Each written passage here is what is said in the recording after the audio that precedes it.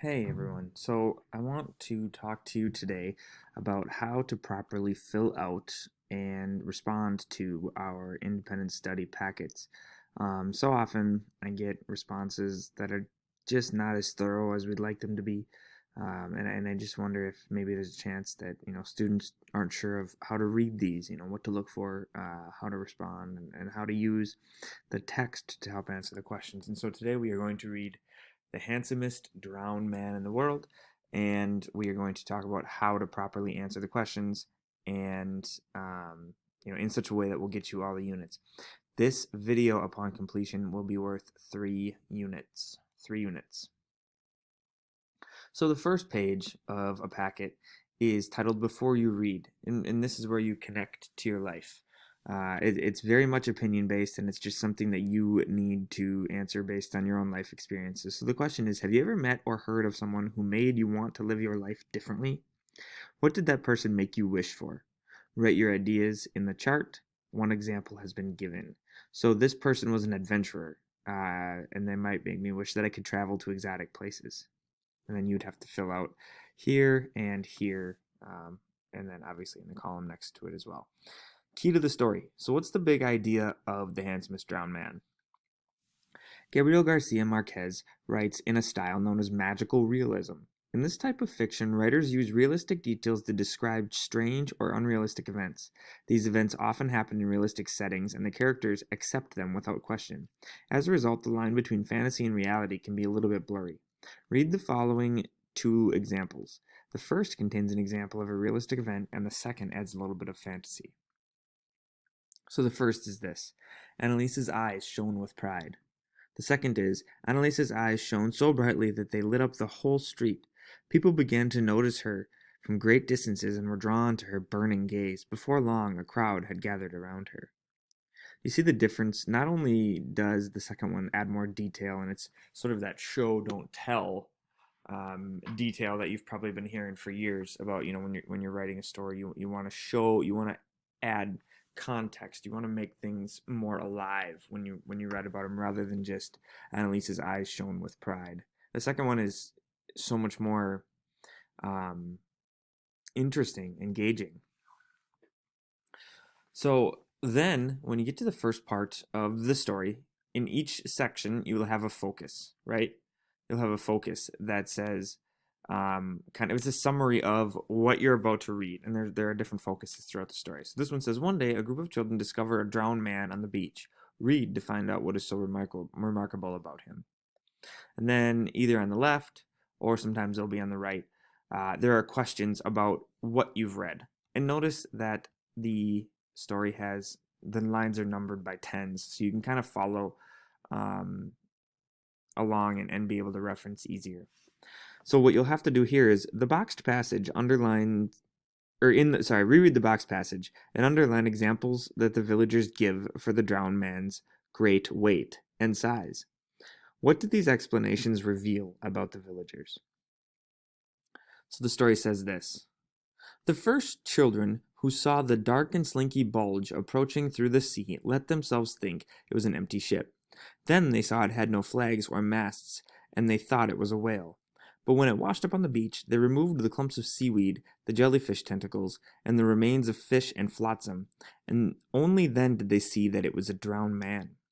They had been playing with him all afternoon, burying him in the sand and digging him up again, when someone chanced to see them and spread the alarm in the village. So now remember, it's the boxed passage. We see the box around this section of text. The men who carried him to the nearest house noticed that he weighed more than any dead man they had ever known, almost as much as a horse, and they said to each other that maybe he'd been floating too long and the water had gotten into his bones.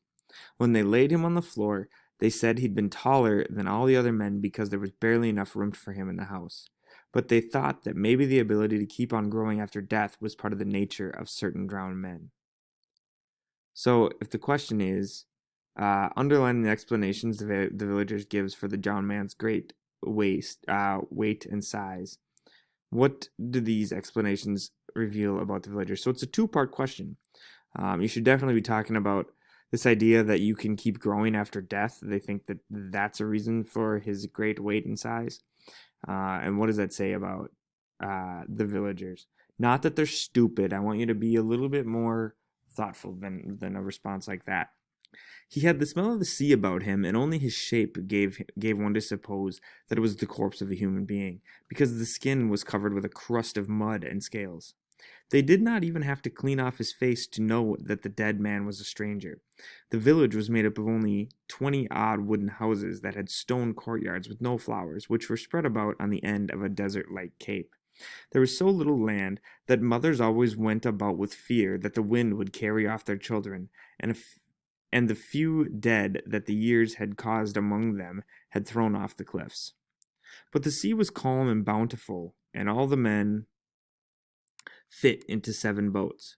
So when they found the drowned man, they simply had to look at one another to see that they were all there.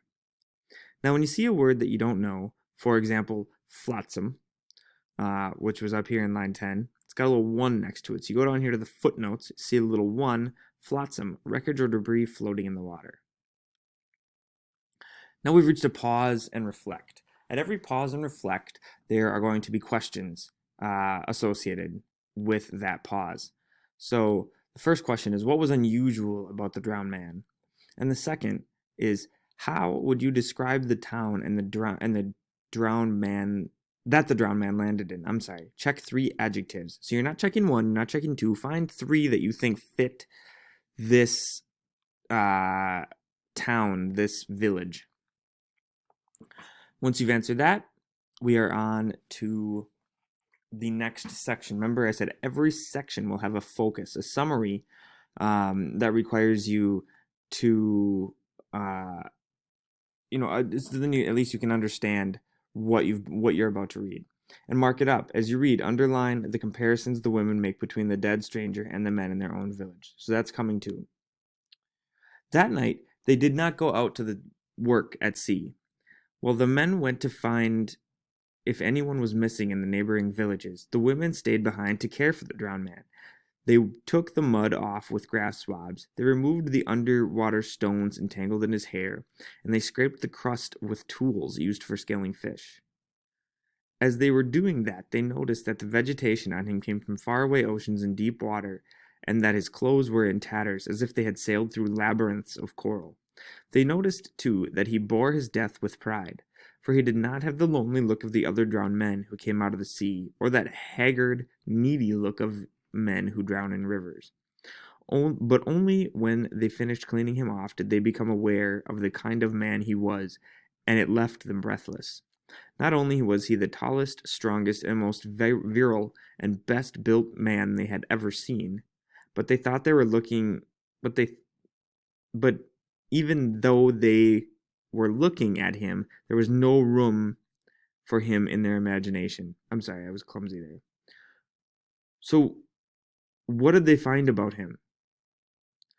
Well, that he was tall, he was strong, and he was virile. What does that mean? He's masculine. He's full of manly strength. I can see that down here. And so they're finding that this drowned man, that we're kind of like seeing an affection for him. They're attracted to him in some way, but he's dead and covered in seaweed. They could not find a bed in the village large enough to lay him on, nor was there a table solid enough to use for his wake. The tallest man's holiday pants would not fit him, nor the fattest one's Sunday shirts, nor the shoes of the one with the biggest feet. Fascinated by his huge size and his beauty, the women then decided to make him some pants from a large piece of sail and a shirt from some bridal Brabant linen, so that he could continue through his death with dignity. As they sewed, sitting in circle and gazing at the corpse between stitches, it seemed to them that the wind had been so steady, nor the sea so restless on that night, and they supposed that the change had something to do with the dead man. They thought that if that magnificent man had lived in the village, his house would have had the widest doors, the highest ceilings, and the strongest floor. His bedstead would have been made from midship frame, held together by iron bolts, and his wife would have been the happiest woman. This dead guy's got some powers, I suppose, huh?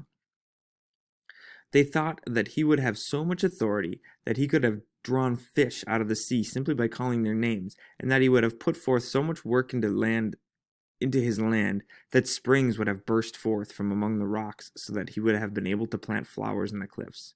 They secretly compared him to their own men. Remember here, so we're at line about 85, so we can come back to where we were. In your focus, as you read, underline the comparisons the women make between the dead stranger and the men in their own village. So at 85, they secretly compared him to their own men, thinking that for all their lives, theirs were incapable of doing what he could do in one night. And they ended up dismissing them deep in their hearts as the weakest, meanest, and most useful creatures on earth. They were wandering through that maze of fantasy when the oldest woman, who as the oldest had looked upon the drowned man with more compassion than passion, sighed. She said, "He has the face of someone called Esteban." It was true. Most of them had only to take another look at him to see that he could not have any other name. The more stubborn among them, who were the youngest, still lived for a few hours with the illusion that when they put his clothes on and he lay among the flowers in patent leather shoes, his name might be Laturo. But it was a vain illusion. There had not been enough canvas. The poorly cut and worse sewn pants were too tight, and the hidden strength of his heart popped the buttons on his shirt. After midnight, the whistling of the wind died down, and the sea fell into its Wednesday drowsiness. The silence put an end to any last doubts. He was Esteban. The women who had dressed him, who had combed his hair, had cut his nails and shaved him, were unable to hold him back, or were unable to hold back a shudder of pity when they had to resign themselves to his being dragged along the ground. So they couldn't lift him, and they had just dressed him up. They shaved him, kind of gave him a makeshift bath, put him in clothes, um, and then they're like, "Oh, now we have to drag him across the ground because we can't lift him." It was then that they understood how unhappy he must have been with that huge body, since it bothered him even after death.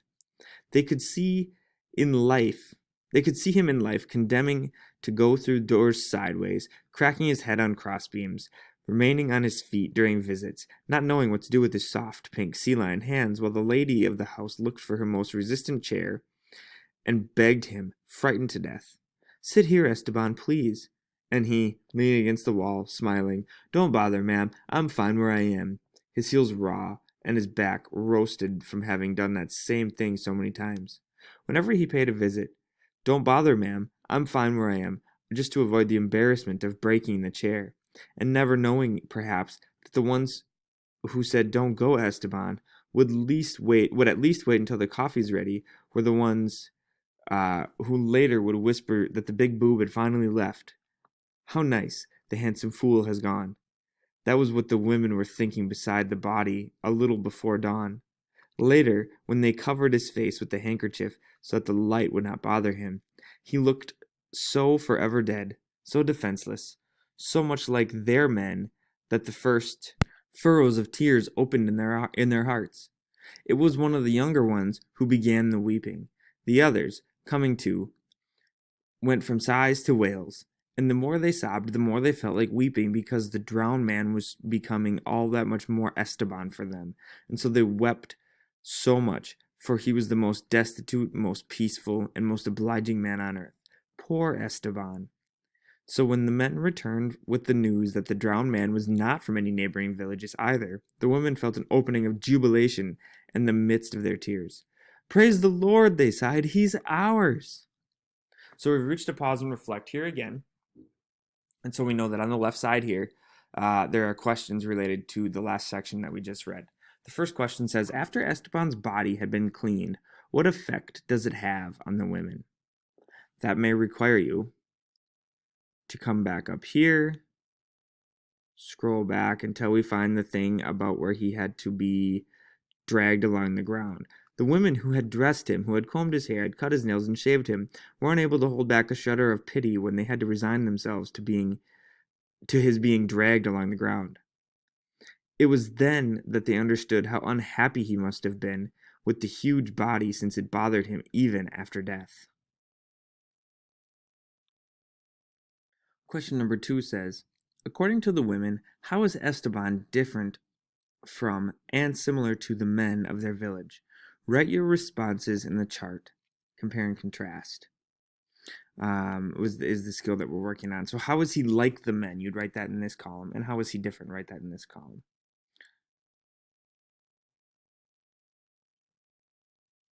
Why did the women begin to cry? Remember that came through right about here. It was one of the younger ones who began weeping, the others coming too, went from sighs to wails, and the more they sobbed, the more they felt like weeping, because the drowned man was becoming all the more Esteban for them. So they wept so much, for he was the most destitute, most peaceful, and most obliging man on earth. Poor Esteban. So when the men returned with the news that the drowned man was not from the neighboring villages either, the women felt an opening of jubilation. In the midst of their tears, they said, "Praise the Lord, he's ours." So that's your answer here. That's the crying that is being referred to. In our next section,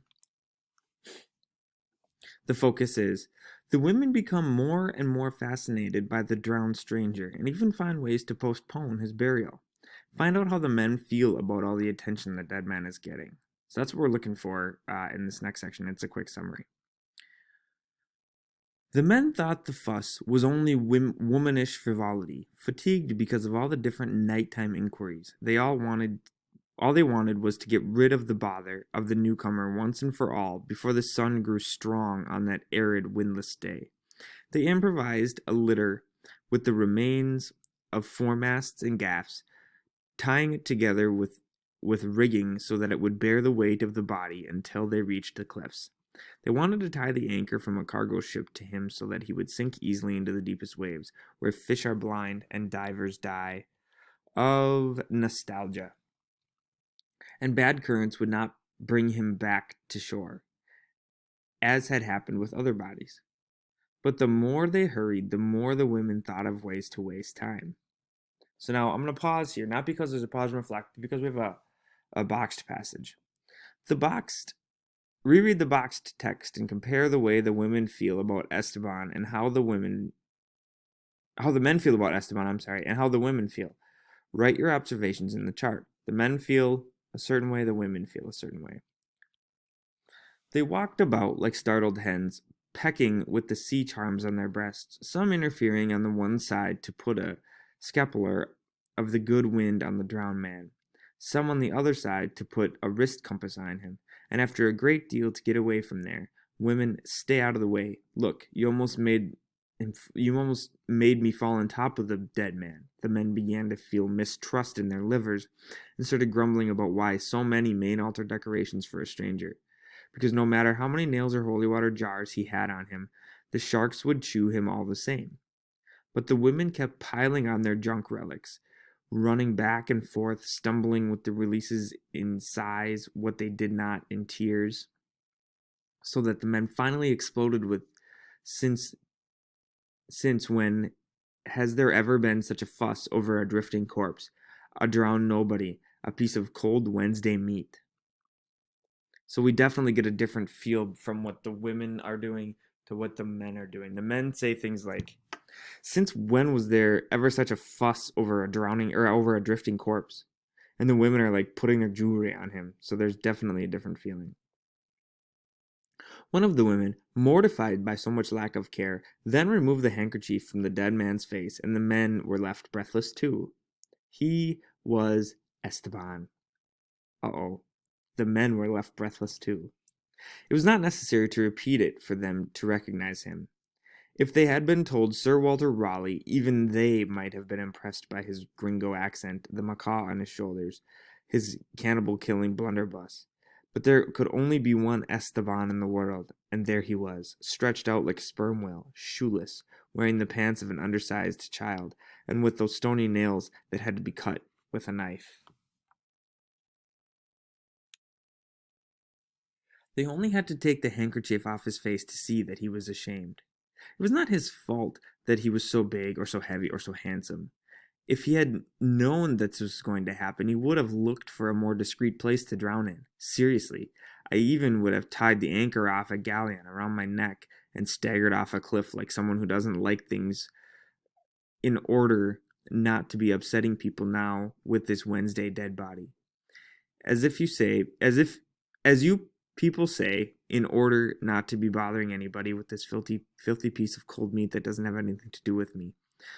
There was so much truth in his manner that even the most distrustful men, the ones who felt the bitterness of endless nights at seafaring, that their women would tire of dreaming about them and begin to dream of drowned men.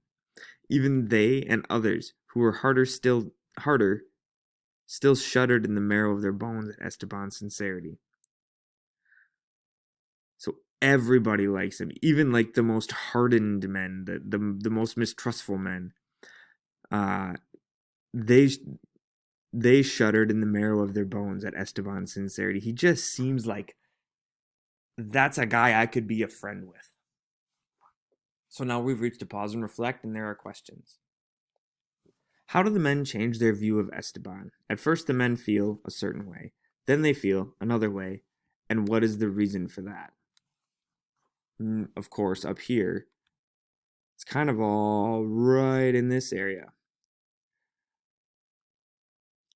So the men finally exploded with, since when had there ever been such a fuss over a drifting corpse, a drowned nobody, a piece of Wednesday cold meat? Like, what's with the fuss over this drifting corpse?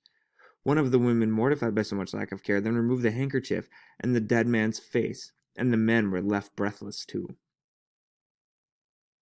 So I think that answers your first question. Apart from his size, what do the villagers find remarkable about Esteban? And number 3, why is it strange that he should have these qualities?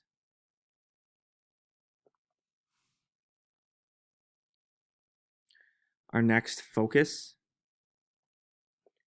says, the villagers bury Esteban at sea. Read to find out how Esteban has changed their vision of the future.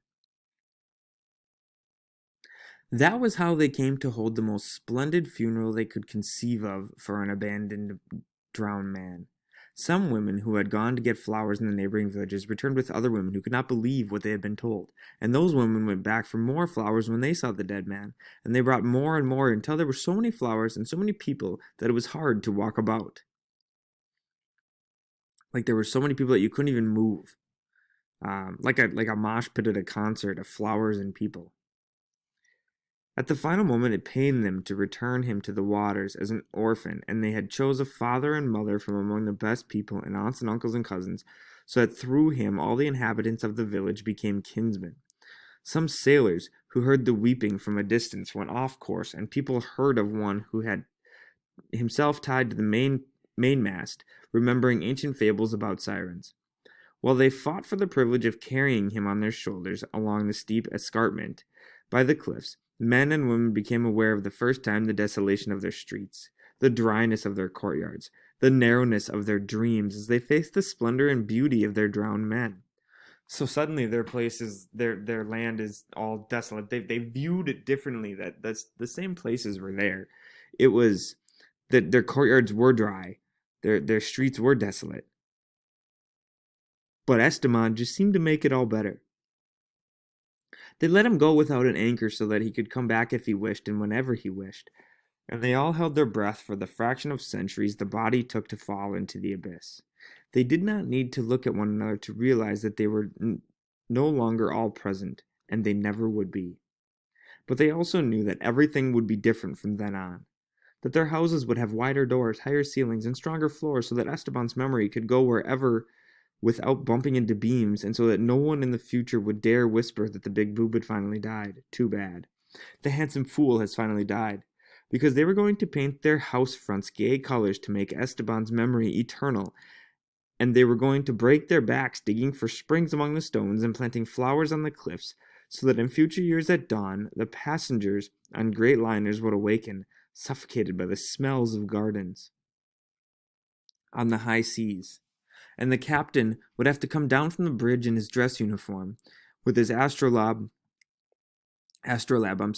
his pole star, and his row of war medals, and pointing to the promontory of roses on the horizon, he would say in 14 languages, "Look there, where the wind is so peaceful, and now it's gone to sleep beneath the beds, over there, where the sun's so bright that the sunflowers don't know which way to turn. Yes, over there, that's Esteban's village. So Esteban, this dead guy, is going to bring them happiness and flowers and sunshine and prosperity, all because he simply was good looking. This is where we get the magical realism. We don't know Esteban. Yes, I'm sure that a dead body has washed up on an island before, but to take it to the level that the townspeople did, that's what makes it magical realism. So our pause and reflect. The first question is: the villagers imagine that their lives will change because of Esteban. How will their lives change? Definitely comes through in sort of this last part. How they're going to live their lives. And number two, do you think the village will really change as the people imagine? Why or why not?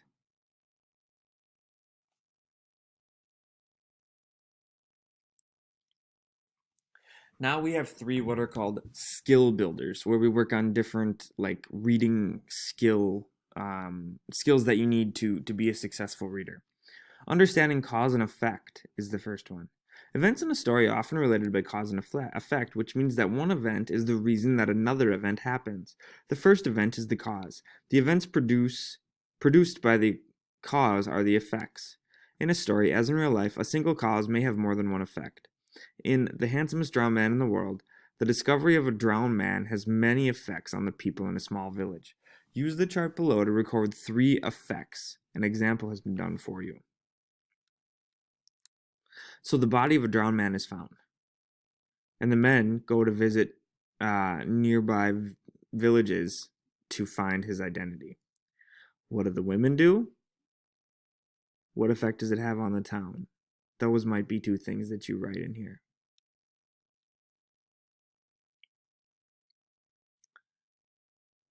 Now we're on to symbol, our next skill building. A symbol is a person, place, or object that represents something beyond itself, such as an idea or feeling. For example, a dove is a symbol of peace, and a national flag is a symbol of a country. Such visual symbols have standard interpretations. In a literary work, however, you have to figure out a symbol's meaning by thinking about the ideas the symbol represents. In this selection, the drowned man is an important symbol. What ideas or feelings does the drowned man represent? Use the activities on this page to help you figure this out. Take notes in the chart below, then use your notes to help you complete the page. Two examples have been done for you. So what are the drowned man's physical qualities? What other qualities do the villagers think he has? Well, his physical qualities are that he's very large. How do people react to the drowned man? We know that the children treat him like a toy. Um, yeah, but the women respond to him differently. They react differently, and the men react in another way altogether. How does the drowned man's presence change the village and the villagers? I think in the end, it changes both the men and the women. Um, but, for most of the middle chunk of the book, the men are just disgusted by it. And then what you have to do is you have to say, I think the drowned man is a symbol of blank in the story. How does it represent the people? How does their reaction to him maybe? What does that say about them? And then what evidence in the story supports your interpretation? In order to receive all the points for this, you must, in a section like this where it asks for evidence in the story, I need quotes. I need to see a quotation, something that was said, words that you are pulling directly from the story to get the full points for that. What quotes or things that happen in the story support your interpretation? And finally, the skill builder words to know. And basically, these are the words to know. These 5 words: arid, haggard, improvise, labyrinth, and viral. And you have to place them like which definition matches the word, and then use the word in the sentence. And finally, part C says, write a diary entry from the point of view of the inhabitants of the town. In your entry, describe the arrival of the drowned man and your reactions to him. Use at least 2 words to know in your diary entry. So here we are at the beginning of the story again with the first question. The box text underline the explanations the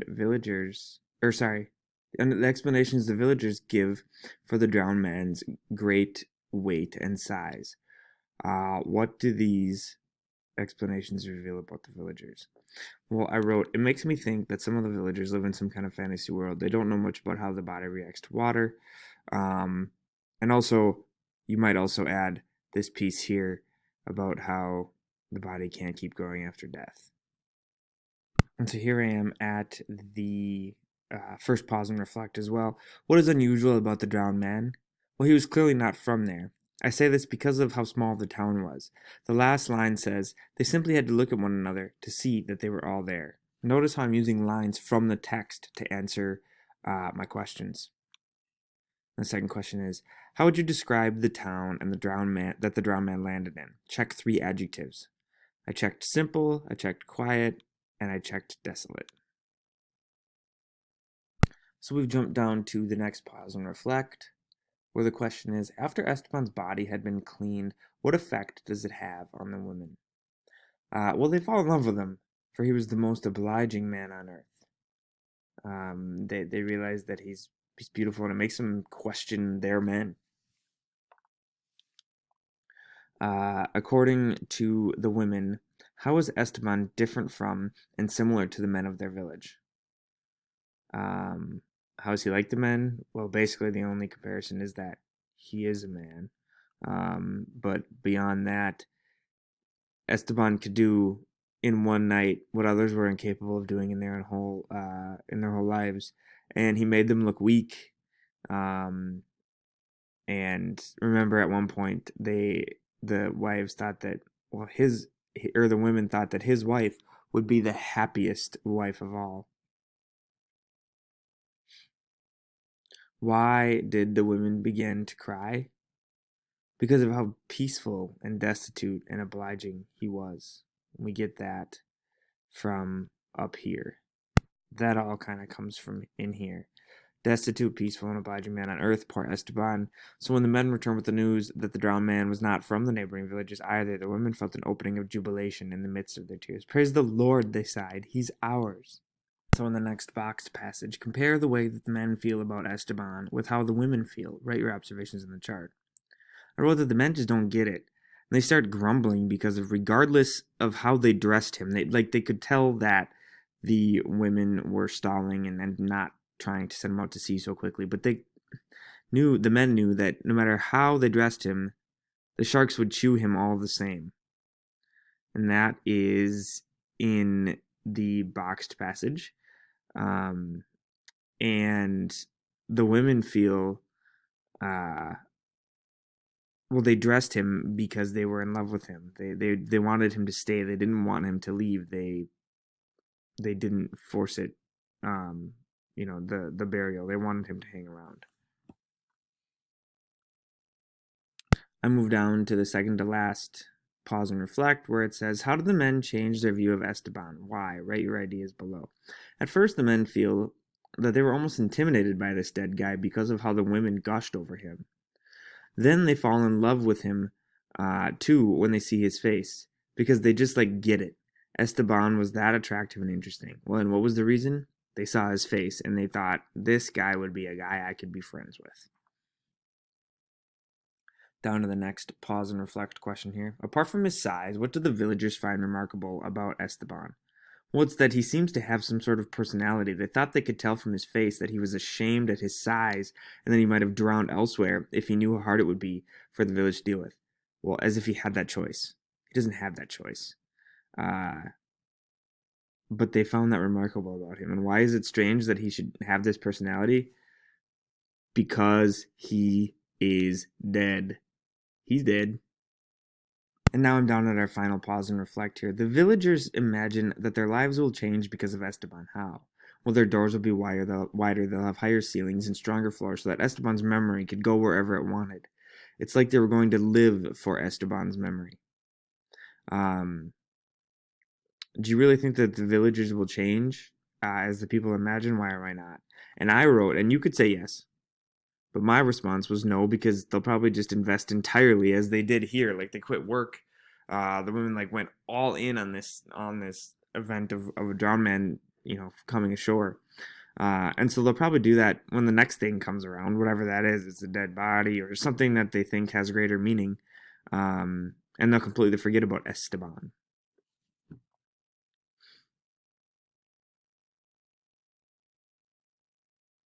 On to the skill builder.